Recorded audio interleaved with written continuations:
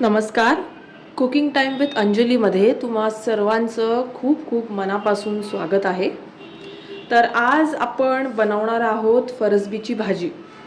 आता ही खूपच इझी टिफिनमध्ये सुद्धा तुम्ही घेऊन जाऊ शकता अशी रेसिपी आहे, अशी भाजी आहे आणि टेस्टीसुद्धा लागते. चपाती किंवा भाकरी किंवा इवन वरण भात, साधासुद्धा वरण भात, वरणावरती तूप आणि ही भाजी असंही तुम्ही कॉम्बिनेशन खाऊ शकता आणि ती खूप सुंदर भाजी लागते.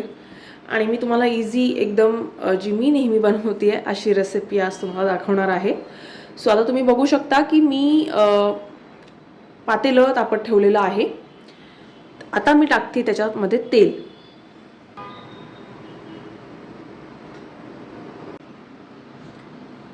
आता तेल माझं छान तापलेलं आहे, तुम्ही बघू शकताय. आता मी पहिली गोष्ट जी त्याच्यामध्ये टाकणार आहे ती म्हणजे लसूण.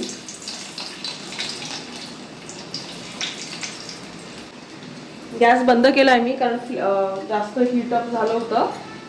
आता मी त्यामध्ये हिंग पहिले टाकून घेतेय, हळद, मसाला टेस्टसाठी,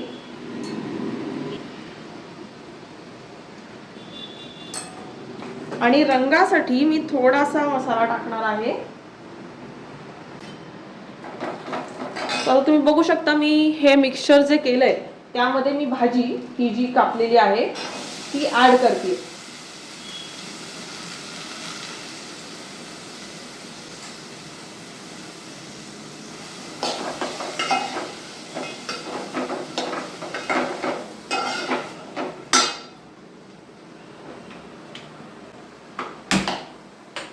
मी गॅस बंद करून घेतला होता मगाशी, कारण मसाला टाकताना बऱ्याच वेळा असं होतं की मसाला जळू शकतो.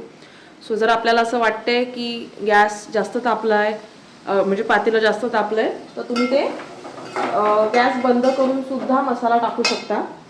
सो मी सुद्धा तर सेम तसंच केलेलं आहे.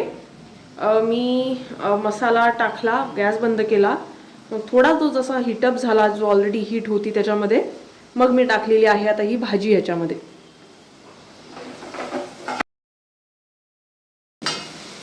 ह्यामध्ये मी मीठ नाही टाकलंय, सो आता मी त्याच्यामध्ये मीठ ऍड करते.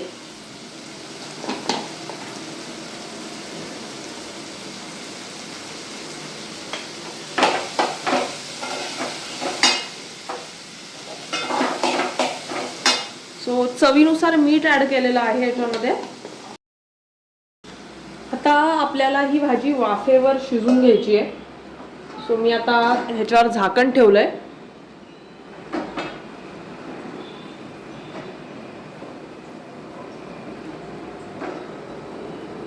ओके, सो तुम्ही बघू शकताय मी झाकणावरती पाणी ठेवलंय. सो बेसिकली वाफेवरती आपल्याला ही भाजी शिजवायची आहे.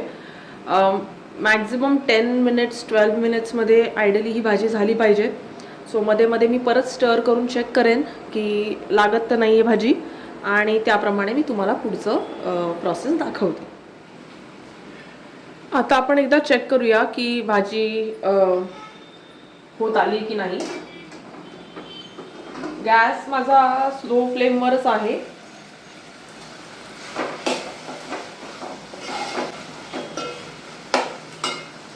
तुम्ही बघू शकताय.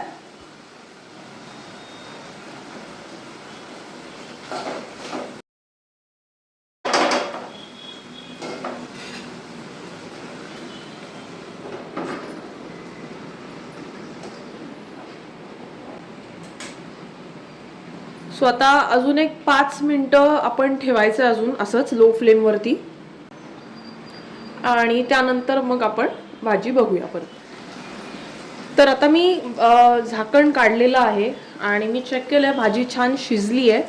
आता थोड्या वेळ मी विदाउट झाकण भाजीला थोडंसं स्टर करणार एक मीडियम फ्लेमवर, आणि मग 1-2 मिनिटांमध्ये मी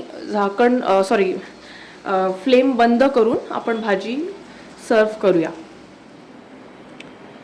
सो अशा प्रकारे तुम्ही बघू शकता आपली भाजी तयार झालेली आहे. मी प्लेटमध्ये काढून सुद्धा घेतली आहे.